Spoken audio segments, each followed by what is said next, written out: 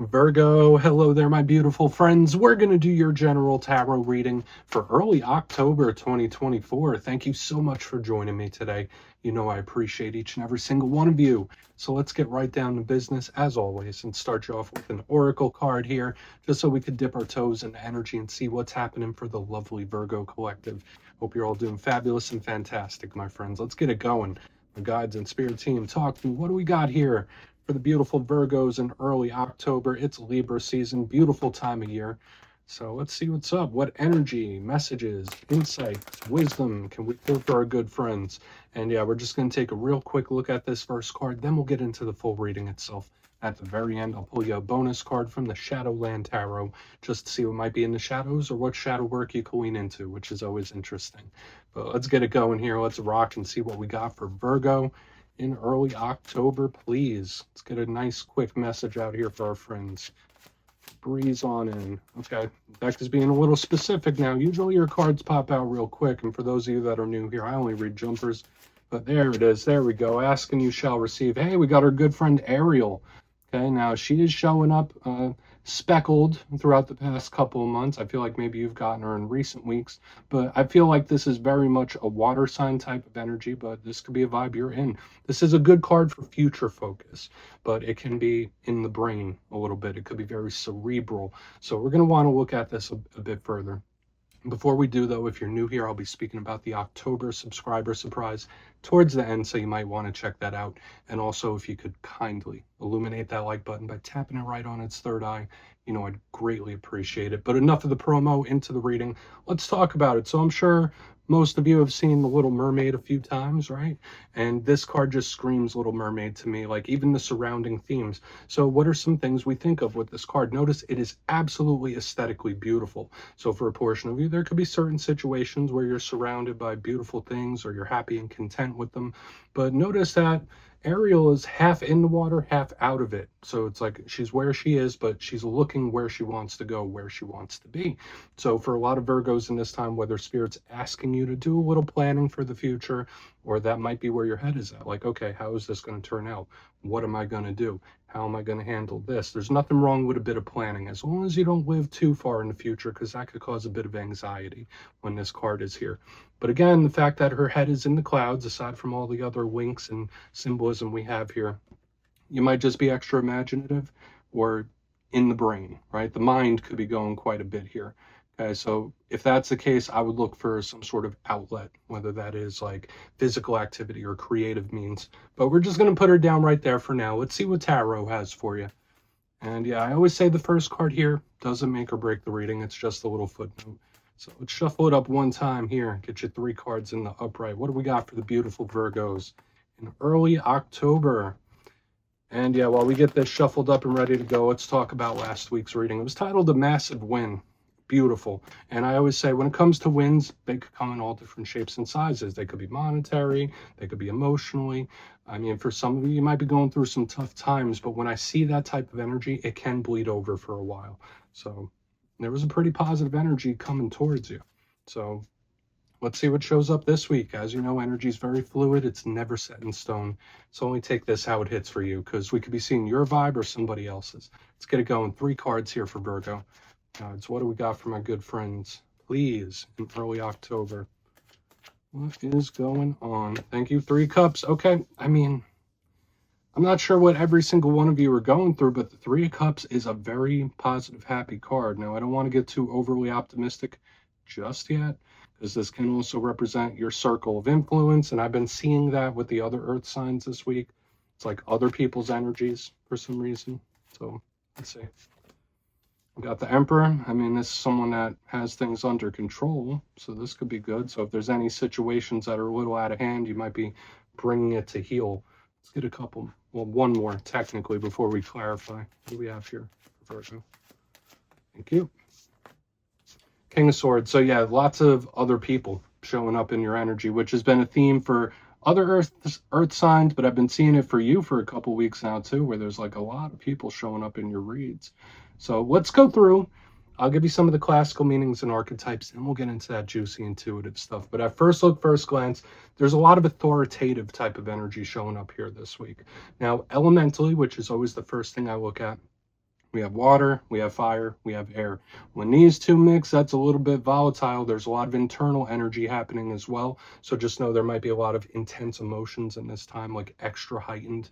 But again, I do feel cautiously optimistic with this energy because kings, and especially the emperor, it's about control or controlling a situation. So we're going to definitely want to look into this deeper, whether this is different things or just different aspects of the same thing. Again, this could just be all other people's energy we're looking at this week. It depends. Very social. Position number 1, we're starting here with the Three of Cups. Lovely energy. Now, this card gets a bit of a bad reputation for some reason. Now, every card has positive and challenge. The positives of the Three of Cups are plenty. When I see this, I think of celebration, happiness, merriment, having a good time. Again, it's a very social type of energy, so there's good energy towards you connecting with others in this time. The fact that it is a 3 can represent multiple individuals. So whether we're talking about coworkers, whether we're talking about family members, or the people you surround yourself with, this card might just be showing us something about the people around you, which could be very important, or people that are important to you. But again, it's usually pretty positive. Now, when we get to the challenge of the Three of Cups, represent third-party situations, okay, where there's too many people involved in something, or too many people putting their input into something, and it could just get messy, right? And we'll revisit this. Three of Cups could also be a little overly indulgent. So I feel now could be a great time for a lot of Virgos, and this is a little side message. If you're trying to get into some sort of routine, or if you're trying to cut a habit of some sort, this is really great energy towards that, like getting things under control. In the center, we have the Emperor, Aries energy. Okay, some people also link it to Taurus. It all really depends. And this is the divine masculine counterpart to the Empress. So when we see the Emperor, it is a card of, calling the shots. It's very entrepreneurial. This could represent authority figures, older male figures as well with this. And we think of somebody putting things in order. Remember, the Emperor is the King of Kings, and it doesn't always have to be bad. This is someone that has a plan. They're going to put it into effect, and they know what they need to do. Okay, it's calling the shots. Where it gets to the challenge with this, it can be aggressive. The Emperor can be overbearing. It could be a micromanager of some sort, where it's someone they just have to have everything a specific way, and if it's slightly off, there's going to be problems. That's the shadow side of this Emperor, where it's like, all right, if I don't get my way exactly how I want it, there's going to be problems here. So we'll see. We'll decide if this is a positive Emperor or not. It really depends. Now, moving to the back end, we have a similar shade, a similar theme. And I find that interesting, especially when we have fire moving into air, which could be a little bit volatile. We have the King of Swords, air sign energy. So you might be connected to Gemini, Libra, Aquarius. And all kings in tarot, similar to this guy over here, they represent control of their respective suits. So when we see the King of Swords, that's a realm of the mind, thought process, communication. And this is someone that's either trying to get their mind right, very smart. This is an extremely intelligent energy. So if this isn't somebody else, this could be you. And it also ties in to what we were seeing here in the very beginning, because I link this card to determination, yes, but this is a strategic, plan-based type of energy. So remember, we were seeing this future focus. King of Swords is all about that. But it is also very stern, serious about their business. In its challenge, it could represent someone that's a bit of a tyrant. This could represent, similar to this Emperor, right? Someone that's a bit of a tyrant. If I don't get my way, it's like my way or the highway. It could be aggressive, stern, cold, serious in its challenge, okay? And overbearing. So we're going to want to see how all this plays out. I do feel like this could be strategic, though, especially with like the Emperor and the King of Swords together. Since they're similar shades, I feel like this could be a plan of some sort. So we're just going to have to see. I want to dive deeper on all of it, Virgo. Let's do it. Let's jump in and clarify. All right, let's get a good shuffle here. And yes, this is where I go intuitive with the message, which means I just tell you how it feels to me. So feel free to do further research or rely on your base knowledge of tarot. Because as you know, every single reading is about the reader's interpretation, and I'm just giving you mine. Let's go in on that Three of Cups. And yes, if you're a reader yourself, please feel free to play along. That's why the box is here. If you're feeling any messages you want to give to Virgo, you can drop it in the comments. I don't mind at all. Okay, Three of Cups time. What is happening? What is the Three of Cups here, please? And Cupid. Two of Wands. And another card of planning and strategy. Okay, so whether this is you or whether it's somebody else, at least here in the beginning, it's like, okay, well, I want this to work out for everybody. This could absolutely still, once again, be somebody that has like plans up their sleeve, and it could be with all this future focus. I will tell you this, whatever situations you're going through, it's going to really be beneficial to not be too impulsive about it. Don't be too emotional about it. Like, there needs to be steps, there needs to be procedure, there needs to be planning, because it's showing up in too many places in this reading. So far, like 3 of these cards could deal with strategy. Now, again, if this is something that's already happened, when I see the 3 of Cups and 2 of Wands, this could be somebody's plan actually coming to fruition, where it's like, okay, I made the right moves, I made the right plan. There could be something you're very confident in as well. So it's like the next steps. I feel good about these next steps. There's a hopefulness here. Okay, so there's an optimism and hopefulness, but I can't let go of this plan-based type of energy. So again, if you're going through a rough patch, or even if you're not, Spirit might want you to know your next steps. Okay, that's just how it's coming through to me. Okay, so that's a little bit of wisdom that we're pulling from this. Okay, 2 of Wands could also be a decision, but we'll see how the rest of it plays out. Okay, because especially with the multiple people, you know, like sometimes plans collide. Let's see what's up with the Emperor. Then we'll keep it moving. I feel like that's very simple, straightforward. You know, like if you follow a process, if you plan it properly, you can get the best result. So let's see why the Emperor is here. Why is our good friend the Emperor in the mix? Thank you. Okay, we have the Ace of Cups in reverse. So for a big portion of you, okay, watch out for your relationship with authority figures or people that at least feel like they call the shots. Okay, because there could be certain clashes in this time. When I see the Ace of Cups in reverse underneath the Emperor, it's like, well, I'm not too happy about this. Okay, like it feels like the total opposite, where it's like, no, no, no, I wanted this to go well. I wanted this to go good. My intentions were right. And it's like, well, it doesn't matter that your intentions were right. Like, I'm still not happy with how this turned out. Feels very, someone like really picking at small details here. Okay, so for some of you, I mean, in your situation, maybe you need to be very particular about certain things, and maybe you need to pick out the small details. If that's not the case, listen, the Ace of Cups is usually a card of somebody's emotions, how they feel. It could also link to love and expressiveness. When it's in reverse, it's not too happy. So underneath the Emperor, it's just very stern, serious, like, no, I'm not satisfied. I'm not happy for whatever reason. So let's keep going. Okay, hopefully you're not dealing with somebody where they're like impossible to please, if that makes sense. I mean, I don't really want to go down that road, but with how it's playing out to me, a portion of you, that might be the case, where it's like, no matter what I do or no matter what happens, doesn't matter if my intentions were good, it's like this can never make this person happy, or this person's never satisfied. Let's keep going. Let's see what the King of Swords has. It feels like a tough energy to deal with. It really does. So let's see what the King of Swords has. And yeah, watch your relationship with authority figures too, like bosses, managers, like anyone in power positions. So why is the King of Swords here? Thank you. Okay. All right, so there could be somebody, and this is a very particular message for a portion of you, okay? So I don't see every single Virgo applying with this, so I'll get more messages from it. I have the Six of Swords in reverse underneath the King of Swords. There could be something where somebody is either one, planning a return, or someone that wants to keep you where you are, okay? Whether that is relationship or career, you name it. Like the King of Swords with this Six of Swords in reverse, it's like, no, I want things the same. Things need to stay the same.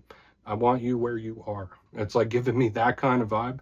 So whether it's someone that's not wanting to move something forward, like it's a very unique energy that I'm picking up, because I haven't been picking up these shades of energy in the other zodiac signs this week. The Six of Swords is usually moving out of choppy waters into calm. It's things improving. So when we see it in reverse, it could, again, represent either things returning.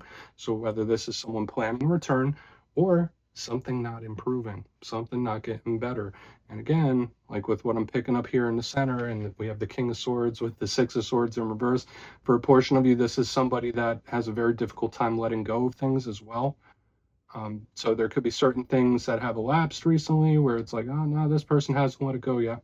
I mean, they're still dealing with it, or they're still holding on to something. Let's go through and do a quick recap here. because there's a certain complexity to it and there's a difference in this energy. Know that a lot of this could be coming from the outside for you. So just be cautious about the people you're connected to. But if you kindly look in the box, position number 1, we have the 3 of Cups with the 2 of Wands. Hey, this looked great to me. Be very particular about things that you're doing in the future, the way you're moving forward. There needs to be steps, there needs to be processes, and that could really lead to the best results in various different ways. This could also represent, yeah, there's planning, but someone having good intentions. Where we kind of take a left here is this little bit of grumpy, angry energy that we're picking up here on the back end, because we have the Emperor with the Ace of Cups in reverse. Quite simply put, this could be someone that's angry or upset. Okay, I was picking up a similar thing in Capricorn, but at the same time, this felt like an energy of someone that is very difficult to please, where it's like, it's like you can never get it right. Like there's always something wrong. There's always a detail that's off. That's the vibe that's giving me. It's very particular. So for some of you with this planning, maybe there are certain situations where you need to be this way, where it's like, no, it has to be this way. It has to be just right. It's like very particular. On the back end, this is another odd one. We have the King of Swords with the 6 of Swords in reverse. So one, this could be either somebody planning a return of some sort or to bring something back. Another vibe I was picking up is, for some of you, is maybe there's someone that wants to keep you in place or keep things the same. Okay, that could be all of what this planning is about. But aside from that, I'm also getting a vibe of someone that's like, they don't let things go easily, where it's like, no, we're still dealing with this. This isn't over just yet. So do with that information what you will, Virgo. Some of it does feel difficult. Please take a screenshot if you'd like to look into it further. Let's see what's in the shadows for you. So let's get a good shuffle here. What's going on with my Virgo friends? Guides, what's happening? And yes, I always like to pull one shadow card at the very end just to see whether it's something within you or something you don't quite see. Shadow cards don't always have to be a challenge. They could be a good thing. So let's get you one.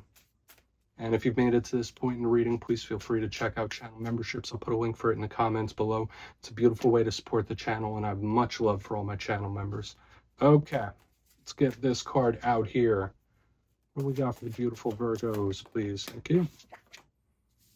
Okay, 10 of Pentacles. So there is a good result somewhere. Okay, there is good stability here as well. Now, a portion of you, when I see the 10 of Pentacles in the shadows, this could be a few different things for a portion of you. Maybe you're going through situations involving living situation or even family. Okay, so we think of home and family when we see the 10 of Pentacles. Like these things could be heavily linked to certain things that you're going through. This is usually level up type of energy. So certain things you might be experiencing now could be growing pains when this shows up as a shadow card. In that case, that would be fantastic. But the shadow side of the 10 of Pentacles could represent, I don't want to say stagnancy, but firm, stubborn type of energy, which we picked up within the reading itself.